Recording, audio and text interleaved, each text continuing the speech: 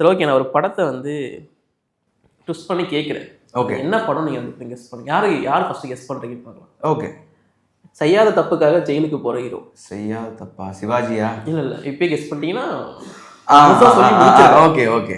ஹீரோவை பார்த்ததும் தன்னோட கனவை விட்டுட்டு ஹீரோயின் பின்னாடியே போகிற ஹீரோ. ஒரு கட்டத்தில் ஹீரோவை நம்ப வச்சு ஏமாத்துற ஹீரோயின். யாருன்னே தெரியாத ஒருத்தவங்களுக்காக உயிரையும் தர தயாராக இருக்கிற ஹீரோ. தான் ஜெயிக்கணும்னு ஹீரோவை கடத்தி வச்சுக்கிற வில்லன். சிவாஜி. எல்லாமே செட் ஆகுது. நான் முதல்ல சொல்லிட்டேன்ல. சிவாஜி இல்லை. சிவாஜி இல்லையா? நான் நீங்கள் சொன்ன எல்லாமே அதில் பொருந்ததுமே. சரி ஓகே, படம் பேரை சொல்கிறேன், அதுக்கப்புறம் சொல்லுங்க. உங்களுக்கு ஏதாச்சும் கெஸ் இருக்கா? சரி, குழு கொடுத்துட்றேன். ஓகே. ஹீரோ இப்போ உங்களுக்கு வந்து சிவாஜி போயிடும். ஹீரோ ஜெயிலேருந்து தப்பிச்சு வந்திருப்பாரு. சிவாஜி சார் ஜெயிலில் போடுவாங்க, அவரே வந்துடுவார். அவர் ஜெயிலுக்கு போக மாட்டாரே. இல்லை சீன் ஃபர்ஸ்ட் சீனே அதானே இருக்கும். சரி, அடுத்த குழு கொடுத்துட்றேன். ஓகே. Dual hero. டியூல் ஹீரோவா? இப்போ நீங்கள் சொன்ன ஃபேவரட் ஹீரோவோட படம். அழகே தமிழ் மகன். ஐயோ. சரி, காயின்ஸ். கடைசி குழு.